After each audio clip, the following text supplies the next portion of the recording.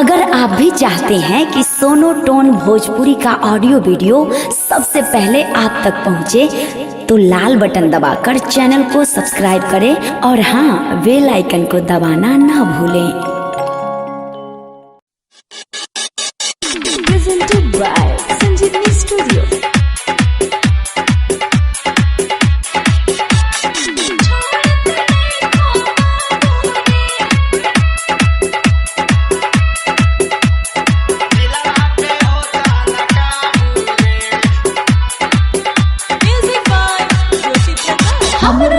पीछा कोई काहे छोड़त नहीं खा बाबू रे,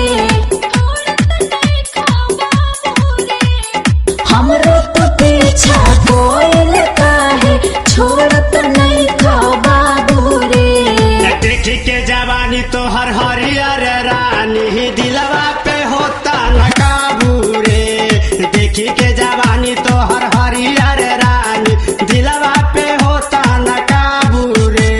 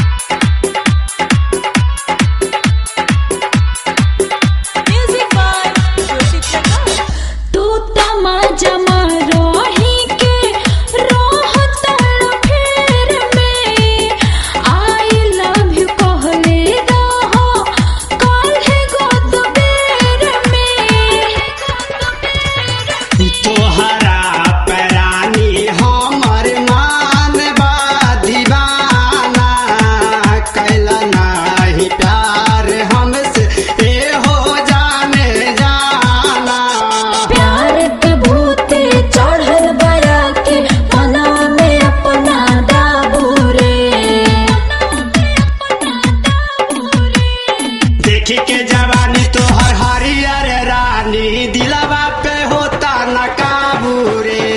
देखी के जवानी तो हर हरियर रानी दिलवा पे होता न काबू रे।